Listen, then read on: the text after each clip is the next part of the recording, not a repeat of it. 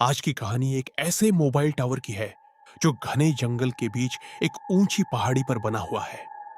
दिन में वह बिल्कुल सामान्य दिखाई देता है, लेकिन रात के ठीक 12 बजे उस टावर से ऐसी कॉल आती है जिसे उठाने वाला इंसान कभी पहले जैसा नहीं रहता। गांव के लोग कहते हैं कि उस टावर पर एक इंजीनियर की मौत हुई थी। तब से हर अमावस्या की रात वहां अजीब सिग्नल आने लगते हैं। फोन अपने आप बज उठते हैं, जबकि स्क्रीन पर कोई नंबर दिखाई नहीं देता। क्या सच में उस टावर पर किसी आत्मा का साया है, या फिर उसके पीछे कोई और रहस्य छिपा है? आइए जानते हैं। एक शाम गांव की चौपाल पर चार दोस्त बैठे बातें कर रहे थे। विक्रम, किशन, रतन और भीम। उनके सामने लालटेन जल रही थी। आसमान में काले बादल छा चुके थे। हवा धीरे धीरे ठंडी होती जा रही थी। तभी मुखिया जी भी वहां आ जाते हैं। विक्रम, सुना है कल रात फिर उस टावर की लाल बत्ती अपने आप जल रही थी। किशन, सिर्फ लाल बत्ती नहीं, मेरे मामा ने कहा उन्हें किसी के रोने की आवाज भी सुनाई दी थी। रतन, अगर कोई सच में वहां फंसा है तो आज तक उसे बचाने कोई गया क्यों नहीं? भीम, जो भी गया वह कभी वापस नहीं आया। इतने में गांव के मुखिया जगदीश सिंह, उनके चेहरे पर डर साफ दिखाई दे रहा था। तुम लोग फिर उसी टावर की बातें कर रहे हो? हाँ मुखिया जी, क्या सच में वहां कुछ है? आज से 8 साल पहले एक इंजीनियर अर्जुन यादव रात में उस टावर की खराबी ठीक करने गया था। उसने अपने साथी को आखिरी बार फोन किया था। उसकी आवाज कांप रही थी। मुखिया कुछ पल के लिए चुप हो गए, फिर धीरे से बोले। उसने कहा था, सिग्नल में गड़बड़ी नहीं है, कोई मेरे पीछे खड़ा है। और उसके बाद फोन कट गया। अगली सुबह अर्जुन यादव का शव टावर के नीचे मिला। उसके हाथ में मोबाइल था। स्क्रीन टूटी हुई थी, लेकिन उस पर आखिरी संदेश लिखा था, मत आना। उस दिन के बाद से हर अमावस्या की रात उस टावर से रहस्यमयी कॉल आने लगी। किसी के मोबाइल पर नंबर नहीं आता था, सिर्फ अननोन कॉलर। इतना सुनते ही पूरी चौपाल में सन्नाटा छा गया। अचानक तेज हवा चलने लगी, लालटेन की लौ कांपने लगी। दूर जंगल में किसी उल्लू की आवाज गूंज उठी। उसी समय विक्रम का मोबाइल बज उठा। इतनी रात को कौन फोन कर रहा है? भी मुझे बिल्कुल अच्छा नहीं लग रहा, लेकिन जैसे किसी अनदेखी ताकत ने विक्रम का हाथ पकड़ लिया हो। उसने धीरे धीरे कॉल रिसीव कर ली। कुछ सेकंड तक पूरी खामोशी रही। फिर एक टूटी हुई बहुत धीमी आवाज सुनाई दी। मुझे बचा लो, मैं अभी भी टावर पर फंसा हूं। इतना सुनते ही विक्रम का चेहरा सफेद पड़ गया। उसके हाथ कांपने लगे। अचानक फोन अपने आप कट गया।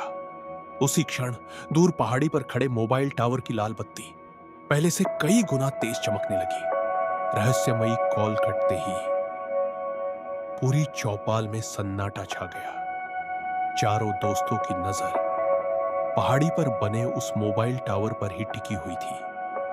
टावर की लाल बत्ती अब पहले से कहीं ज्यादा तेज चमक रही थी। ऐसा लग रहा था जैसे कोई उन्हें अपनी ओर बुला रहा हो। तुम लोगों ने भी वही आवाज सुनी थी? हाँ, उसने साफ कहा, मुझे बचा लो। मैंने कहा था, उस टावर से दूर रहना।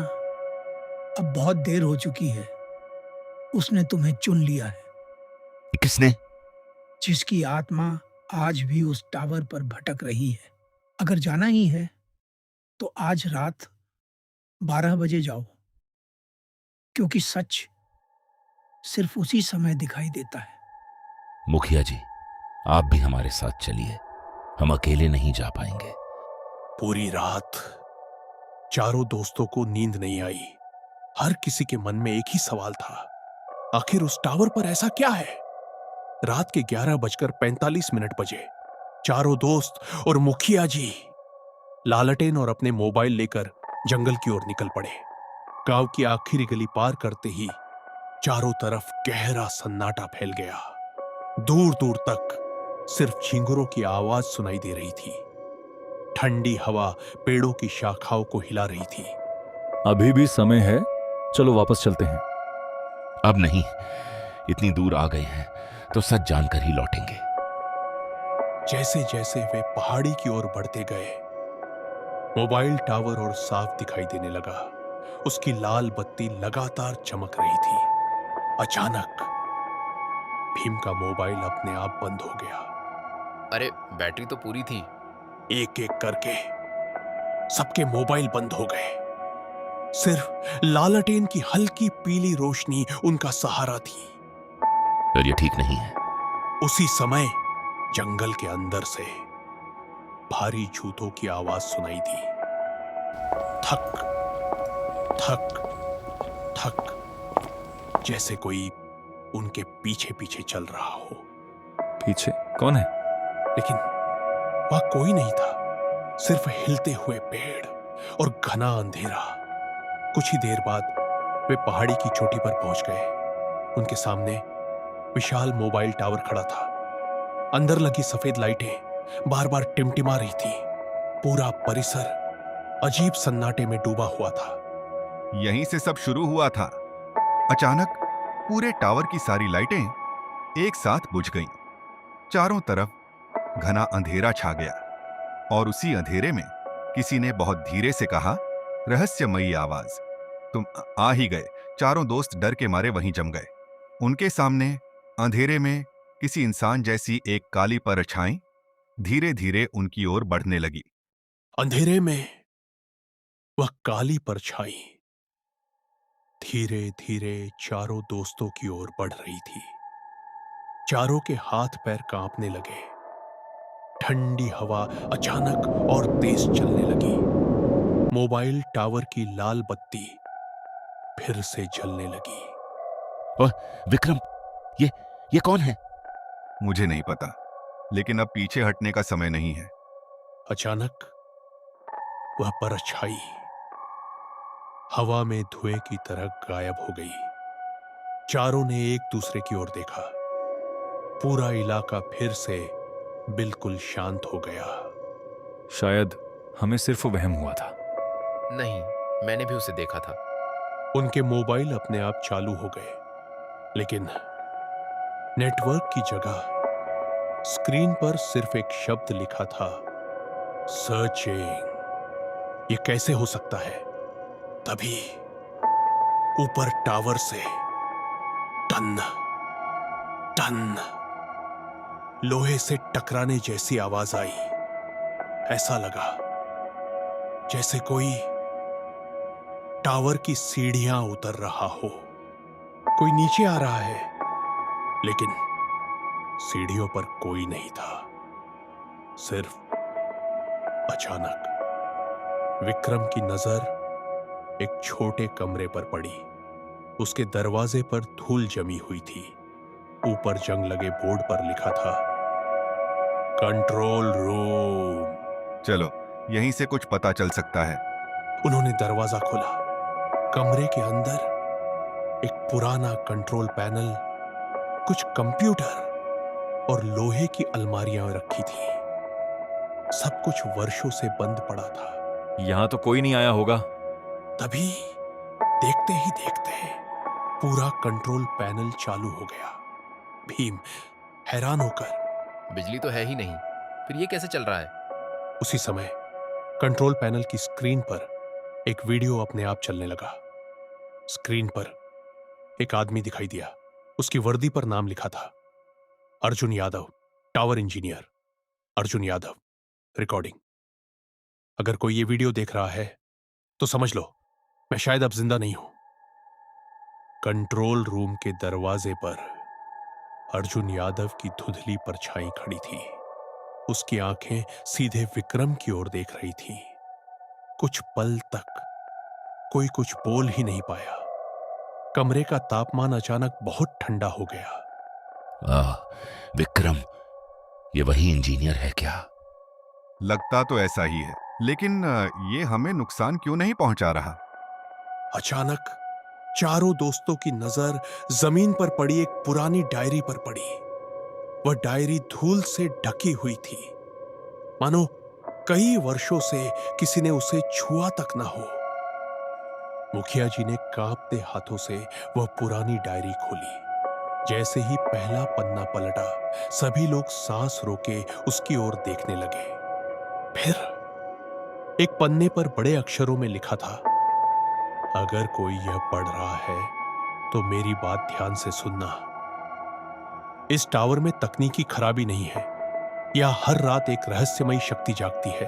रात के ठीक 12 बजे सभी मोबाइल एक अनजान सिग्नल पकड़ने लगते हैं। जो भी उस आवाज का पीछा करता है वह हमेशा के लिए इस टावर का हिस्सा बन जाता है। इतना पढ़ते ही कमरे के बाहर किसी के तेज कदमों की आवाज आने लगी। थक थक थक। ऐसा लग रहा था जैसे कोई भारी जूते पहनकर कंट्रोल रूम की ओर आ रहा हो। कोई बाहर है। कुछ सेकंड बाद दरवाजा अचानक खुल गया। चारों दोस्त बाहर भागे, लेकिन जैसे ही वे टावर की सीढ़ियों के पास पहुंचे, एक सफेद हेलमेट पहने आदमी की परछाई खड़ी दिखाई दी। चारों दोस्त एक दूसरे को देखने लगे। उन्हें समझ नहीं आ रहा था, लेकिन असली रहस्य अभी भी उनका इंतजार कर रहा था। कुछ क्षण तक कोई कुछ नहीं बोला। पूरे टावर में अजीब सा सन्नाटा था। दूर कहीं बिजली कड़कने की आवाज गूंजी। अचानक वही रहस्यमयी परछाई एक जगह से गायब हो जाती है, लेकिन अगले ही पल वह टावर के अलग अलग हिस्सों में दिखाई देने लगती है। कभी सीढ़ियों के पास, कभी कंट्रोल रूम के दरवाजे पर। ऐसा लग रहा था मानो वह एक साथ हर जगह मौजूद हो। चारों दोस्त घबराकर इधर उधर देखने लगे, लेकिन उन्हें समझ नहीं आ रहा था कि असली परछाई कौन सी है। वही है अर्जुन यादव। तभी सबकी नजर जमीन पर पड़े एक पुराने और मुड़े तुड़े कागज पर पड़ी। मुखिया जी ने कांपते हाथों से वह कागज उठाया। जैसे ही उन्होंने उसे खोला, सभी की नजरें उस पर टिक गई। उस कागज पर लिखा था, अगर कोई यहां तक पहुंच गया है तो मेरी आखिरी बात सुनो। मैं किसी हादसे में नहीं मरा था। मैंने एक अजीब सिग्नल को रोकने की कोशिश की थी, लेकिन उसी सिग्नल ने मुझे हमेशा के लिए इस टावर से बांध दिया। अगर इस उपकरण की मुख्य बिजली हमेशा के लिए बंद कर दी जाए तो मेरी आत्मा को मुक्ति मिल जाएगी। इतना पढ़ते ही तेज हवा चलने लगी। रहस्यमयी आवाज गूंजती हुई, कोई मुझे यहां से आजाद नहीं कर सकता। विक्रम और भीम दौड़कर कंट्रोल यूनिट तक पहुंचे। उन्होंने पूरी ताकत से मुख्य स्विच नीचे खींच दिया। ठाक! पूरे टावर की बिजली एक ही पल में बंद हो गई। लाल चेतावनी लाइट बुझ गई। हवा शांत हो गई। काला धुआं धीरे धीरे गायब होने लगा। अर्जुन यादव की परछाई ने पहली बार मुस्कुराकर चारों दोस्तों की ओर देखा। अर्जुन यादव, धन्यवाद। अब मैं मुक्त हूं।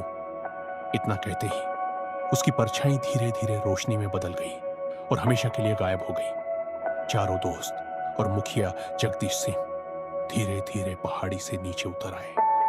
अगली सुबह गांव वालों ने देखा कि वर्षों से बंद पड़ा वह मोबाइल टावर अब पूरी तरह शांत था। उसकी लाल बत्ती फिर कभी नहीं जली।